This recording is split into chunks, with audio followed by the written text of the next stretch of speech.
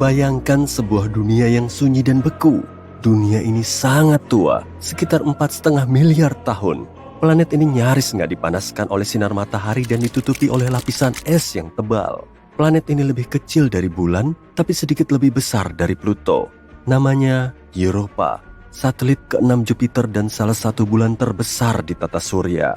Tapi, hal yang paling menarik dari tempat yang sangat jauh ini, tempat ini mungkin punya kehidupan.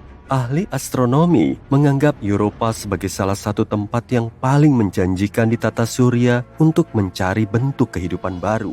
Alasannya, bulan ini punya lautan air asin yang sangat luas dengan kedalaman 64-160 km. Ya, lautan ini tersembunyi di bawah lapisan es yang diperkirakan setebal 16-32 km.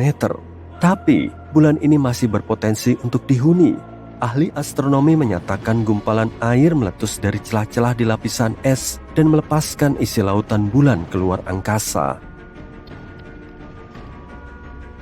Tentu saja akan sangat menantang bagi misi pencarian kehidupan untuk mengakses lingkungan yang begitu dalam. Sisi baiknya, para ilmuwan sudah punya beberapa bukti ada kolam yang jauh lebih dangkal yang mungkin berada lebih dekat ke permukaan bulan.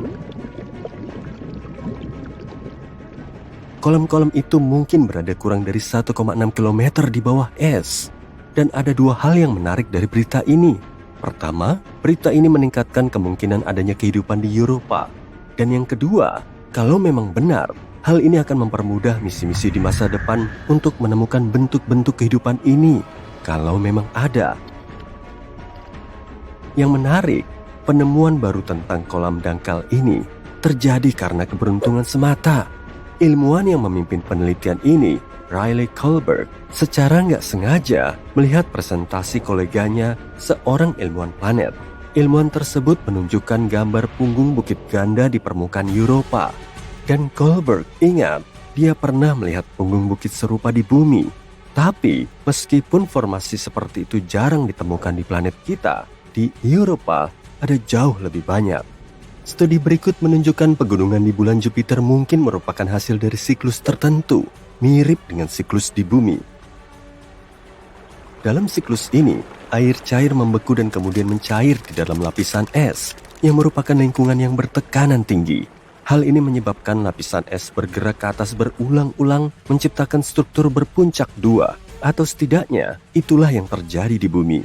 Kalau proses di Europa serupa, maka hal ini bisa membuktikan keberadaan perairan dangkal di satelit tersebut. Tentu saja, temperatur, tekanan, dan kimiawi di Europa sangat berbeda, dan para ilmuwan belum tahu bagaimana perilaku es di sana. Karena itu, mereka nggak bisa memahami seberapa dalam atau besar kantong-kantong air atau berapa lama waktu yang dibutuhkan untuk mencair. Yang jelas, lingkungan di bawah es di Europa sangat mungkin terlindung dari radiasi Jupiter yang menghantam permukaan satelit. Dengan demikian, kemungkinan adanya kehidupan di Europa semakin besar. Sekarang, mari kembali ke fakta bahwa lautan di Europa tampak asin. Garis-garis merah di permukaan satelit mungkin punya warna ini karena kandungan kimianya. Kemungkinan besar itu adalah campuran air dan garam yang membeku. Ini sangat nggak biasa karena komposisi seperti itu nggak cocok dengan zat apapun yang dikenal di bumi. Adapun bintik-bintik kuning di permukaan Europa mungkin disebabkan oleh keberadaan natrium klorida. Kamu mungkin mengenal zat ini sebagai garam dapur.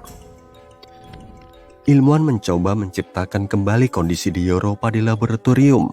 Mereka menemukan dengan menggabungkan air, garam dapur, suhu beku, dan tekanan tinggi, mereka bisa mendapatkan jenis kristal padat yang baru. Zat ini mungkin ada di dasar lautan Europa dan di permukaan bulan. Tapi, selain informasi ini, peneliti masih belum tahu banyak. Mudah-mudahan kita akan menemukan jawaban atas beberapa pertanyaan ini sekitar tahun 2030.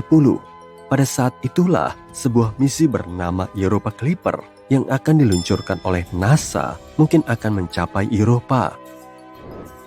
Misi ini akan melakukan beberapa kali terbang lintas dan mencari tahu apakah ada bentuk kehidupan di bulan. JUICE, singkatan dari Jupiter Icy Moons Explorer, milik Badan Antariksa Eropa, juga akan mengunjungi Europa dalam beberapa tahun ke depan. Tapi Eropa bukan satu-satunya tempat di tata surya yang mungkin menjadi tuan rumah atau pernah menjadi tuan rumah bagi kehidupan. Pada 2003, Mars Express, wahana antariksa yang diluncurkan oleh Badan Antariksa Eropa, menemukan metana di atmosfer Mars. Di planet kita, sebagian besar gas di atmosfer dihasilkan oleh makhluk hidup, misalnya oleh ternak yang mencerna makanan. Namun, ilmuwan menduga metana stabil di atmosfer Mars selama sekitar 300 tahun. Lalu, pada 2006, metana hampir seluruhnya lenyap dari planet merah. Dan itu terjadi 600 kali lebih cepat dari yang diperkirakan oleh model para peneliti. Pertanyaannya, apa atau siapa yang menghasilkan gas tersebut dan kemana perginya? Misteri Mars lainnya adalah mikroba yang mungkin tertidur di bawah permukaan Mars. Di sana, mereka mungkin terlindung dari radiasi keras yang datang dari luar angkasa selama jutaan tahun.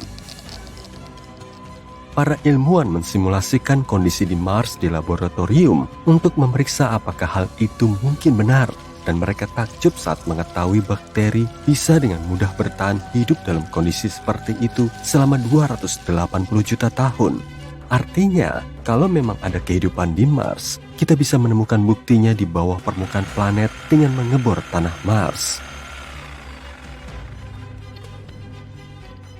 Saat ini, gak ada air yang mengalir di Mars dan sel atau spora akan mengering.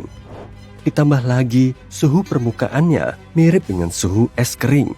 Dengan kata lain, permukaan planet ini sangat beku. Dan tetap saja ada 6 jenis bakteri dan jamur yang hidup di bawah tanah di planet merah. Yang paling mungkin adalah yang dijuluki Conan si bakteri karena sifatnya yang tangguh. Ya, kurasa waktu yang akan membuktikannya. Sekarang mari kita beralih ke Venus. Pada 2020, ilmuwan mengumumkan di atmosfer Venus yang beracun ada sesuatu yang mungkin berarti adanya kehidupan. Sayangnya, ilmuwan gak punya bukti karena gak ada kesempatan untuk mengumpulkan spesimen mikroba atau mengambil foto kehidupan di luar bumi. Tapi mereka mengklaim telah menemukan bahan kimia yang disebut fosfin di sana, dan itu adalah hal yang besar. Kalau bukan bahan kimia yang sebelumnya gak diketahui yang memproduksi gas ini, maka mungkin ada semacam kehidupan mikroba yang terlibat dalam prosesnya. Fosfin terdiri dari 3 atom hidrogen dan 1 atom fosfor. Gas ini beracun bagi semua bentuk kehidupan darat yang membutuhkan oksigen, termasuk manusia. Di planet kita, fosfin bisa ditemukan di tempat-tempat yang gak memiliki atau hanya memiliki sedikit oksigen. Misalnya, rawa-rawa dan air payau. Gas ini dibuat oleh campuran kompleks bakteri yang hidup di sana. Ini juga bisa diproduksi secara industri. Kalau dipikir-pikir, fosfin gak seharusnya ada di atmosfer Venus. Gas ini butuh tekanan dan temperatur yang tepat dan bertonton hidrogen untuk terbentuk. Gak mengherankan kalau kita menemukannya di Saturnus atau Jupiter, 2 planet raksasa gas yang terkenal. Tapi di Venus, benar-benar gak terduga. Gak mungkin fosfin bisa diproduksi secara alami di planet ini. Sejumlah kecil fosfin bisa terbentuk saat letusan gunung berapi, badai petir, mineral yang terlontar ke permukaan, atau meteorit yang masuk ke atmosfer Venus. Tapi, jumlahnya nggak sebanyak yang diperkirakan para astronom. Dan hal itu membuat para ilmuwan curiga. Tapi, mereka terlalu senang dengan penemuannya. Mereka mungkin mengira itu berarti ada kehidupan di Venus. Namun, kalaupun gas ini diciptakan oleh organisme misterius, masih menjadi pertanyaan besar bagaimana mereka bisa bertahan hidup di Venus. Di bumi, beberapa mikroba bisa hidup di lingkungan dengan tingkat keasaman 5%, tapi nggak lebih dari itu. Namun, di Venus, awan hampir seluruhnya terbuat dari asam, mengandung lebih dari 90% asam sulfat. Atmosfer Venus juga 50 kali lebih kering daripada tempat terkering di planet tempat tinggal kita. Dan memang, pada 2022, berkat teleskop yang lebih baik dan beresolusi lebih tinggi, disimpulkan gak ada fosfin di atmosfer Venus. Ataupun kalau ada, jumlahnya sangat sedikit. Sejauh ini, kita perlu mencari tanda-tanda kehidupan yang lebih jauh dari bumi. Di luar angkasa, teriakan kamu tidak bisa terdengar. Bahkan saat kita teriak pengen es krim, Kita tahu bahwa supernova, asteroid yang jatuh, dan planet yang terbakar nggak mengeluarkan suara di luar angkasa. Masa sih? Gimana kalau sebenarnya kamu bisa mendengar sesuatu di sana? Yuk kita simak. Oke, balik lagi ke pelajaran SMP nih. Bunyi adalah gelombang mekanik yang berasal dari getaran. Maksudnya gimana sih? Contohnya adalah senar gitar. Tarik salah satu senarnya mulai bergetar. Atom di dalam senar logam mulai mendorong dan mengalahkan atom udara di sekitarnya. Nah sekarang, atomnya terus saling mendorong, sehingga sampai ke telinga kita. Mirip kayak gelombang yang muncul waktu kita melempar kerikil ke kolam. Gelombang ini memiliki kecepatan sekitar 1224 km per jam. Gendang telinga kita mulai bergetar pada frekuensi yang sama. Lalu, getaran itu dikirimkan oleh tulang kecil di dalam telinga ke otak. Akhirnya, otak mengenali pola getaran itu dan menjadikannya suara. Keren! Sekarang kita tahu kita butuh beberapa partikel untuk menghasilkan suara. Partikel-partikel ini ada dalam bentuk gas, cairan, dan padat. Kalau di luar angkasa gimana? Nggak bisa. Di sana benar-benar hampa udara. Kamu mungkin udah dengar luar angkasa hening karena hampa udara. Tapi maksudnya gimana sih? Ruang hampa udara adalah ruang yang kosong, nggak ada materi apapun. Artinya, nggak ada apa-apa di sana. Meskipun ada benda luar angkasa, sebenarnya nggak ada udara di sana. Nggak ada atom atau partikel juga. Pokoknya kosong. Sebenarnya, hampir. Nggak ada yang benar-benar hampa udara. Kita nggak bisa menyingkirkan atom, tapi hampir nggak ada atom di luar angkasa. Rata-rata cuma 15-80 atom per 16 cm kubik. Kayaknya sih masih banyak, tapi ingat, atom itu kecil banget. Dan jarak kosong di antara atom itu sangat besar. Bandingin aja, 16 cm kubik udara mengandung 16.000 atom. Jadi, dengan kekosongan itu, atom-atom ini nggak bisa saling mendorong. Meskipun getarannya kuat banget, misalnya kayak supernova, tetap aja atom nggak akan saling mendorong. Jadi, kita dibohongin film dong. Sebenarnya, seluruh adegan luar angkasa yang keren ini nggak bersuara. Nggak nyangka kan? Tapi nggak usah kesel. Gimana kalau sebenarnya ada beberapa cara untuk mendengar suara di luar angkasa? Ingat, masih ada suara di planet lain. Kalau benda luar angkasa itu punya atmosfer, atau seenggaknya punya gas, air, atau permukaan keras, pasti akan ada suara. Nah, kalau di bumi, atmosfer jadi benar-benar hening sekitar 97 km di atas permukaan bumi. Di sanalah langit udah nggak biru, dan tudung berbintang hitam dimulai. Jadi, kita harus mendarat di planet lain atau seenggaknya mendekati atmosfernya buat mendengar sesuatu. Tapi suaranya bakal sangat berbeda. Contohnya, Venus, planet favorit kita. Atmosfer di sana padat banget, sampai disebut sup kimia kental oleh saintis. Jadi, kalau kamu berhasil hidup dan bicara di sana, suaramu bakal beda banget. Suara kamu bakal lebih keras dan lebih dalam. Jadi, kalau kamu pengen bariton yang enak didengar, kamu tahu harus bagaimana. Kira-kira apa jadinya kalau bumi punya atmosfer lebih padat? Apa yang akan kita dengar? Kamu bisa bayangin kalau kamu di air. Air itu padat banget. Suara di sana jauh lebih cepat dan lebih baik dibanding di udara. Pada kecepatan hampir 1,6 km per detik. Kalau kamu duduk di ruang kosong tanpa sumber suara, kamu nggak akan dengar apa-apa kan? Coba sekarang celupkan kepala ke air dan cari tahu gimana suara keheningan di sana. Nggak hening sama sekali. Meskipun kamu mengabaikan suara airnya, kamu akan langsung tahu kamu bisa mendengar tubuhmu sendiri. Aliran darah di nadi, degup jantung, bahkan gerakan jari. Serem ya? Ini bikin kita penasaran apa yang terjadi sama kita di planet dengan atmosfer lebih padat. Pasti gokil ya? Kita bakal mendengar semuanya, mulai dari hewan yang lari sampai gerakan lempeng tektonik. Mungkin kamu bilang, yang benar aja, di planet lain jelas ada suara. Tapi tadi kamu bilang kita bisa dengar sesuatu di luar angkasa kan?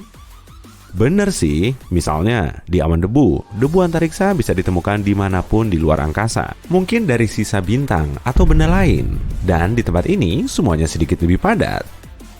Artinya, mungkin ada awan debu yang partikelnya saling berdekatan, dan itu berarti partikel itu bisa menghasilkan suara. Tentu saja, suaranya bakal pelan banget dan merambat pada jarak dekat. Tapi mending daripada nggak ada kan? Oh iya, kita juga udah merekam satu suara luar angkasa asli. Suara itu berasal dari galaksi Perseus yang lokasinya 250 juta tahun cahaya dari kita. NASA merekamnya pada tahun 2003. Suaranya seperti nada B flat, 57 oktav di bawah C di piano. Kamu harus nambahin 6.600 tuts lagi ke kiri, tapi frekuensinya rendah banget sehingga nggak bisa didengar telinga manusia. Tapi selain itu, kita cuma bisa mendengar sesuatu di dalam pesawat antariksa. Lagi pula, ini adalah kantong udara kecil. Di pakaian luar angkasa, kamu juga bisa mendengar, termasuk mendengar pernapasan dan sirkulasi darahmu. Tapi dua astronaut yang melayang berdampingan nggak bisa saling mendengar meskipun mereka berdekatan dan berteriak. Lucu juga sih, ceritanya kamu astronaut, terus kamu nabrak sesuatu. Kamu mendengarnya sangat keras, tapi temanmu nggak dengar apa-apa. Makanya, astronaut menggunakan perangkat radio. Secara teori, kalau kamu bisa melepas pakaian luar angkasa kamu dan bertahan hidup, kamu bakal bisa mendengar obrolan dan suara lain di dalam pesawat antariksa. Kok bisa? Begini, ada udara di dalam pesawat dan itu membuat suara merambat. Suara merambat melalui rangka logam dan melewatinya. Lalu, kalau kamu bersandar di pesawat atau mungkin menyentuhnya dengan siku atau lutut, suaranya akan langsung dikirim ke otak melalui tulang, bukan telinga. Iya, tulang kita menghantarkan suara. Seperti itulah orang tuli mendengarkan musik. Namanya hantaran tulang. Sistem ini digunakan dalam beberapa headphone dan teknologi lain.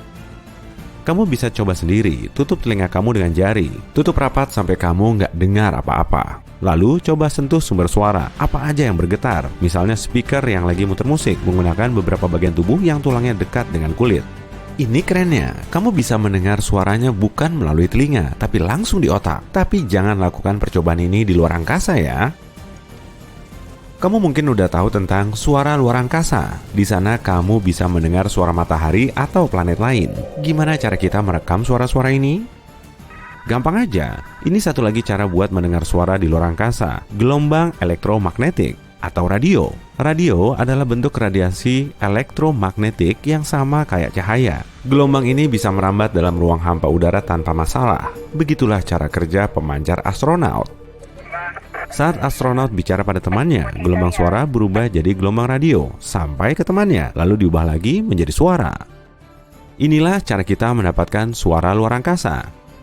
Kalau gitu, planet kita sebenarnya berisik banget. Kita mengirim banyak gelombang radio ke alam semesta, semua sinyal radio yang kita dengarkan. Sayang sekali sinyal ini cuma merambat 110 tahun cahaya dari kita. Tapi ada bagusnya, kita nggak mendengar apa-apa di luar angkasa. Bayangin, kalau suara bisa mudah merambat di alam semesta, kita bakal mendengar semuanya dari suara matahari sampai supernova terdekat. Serem kan? Jadi, mungkin kita beruntung. Ingat, di luar angkasa, kamu nggak bisa mendengarku teriak. Mau es krim?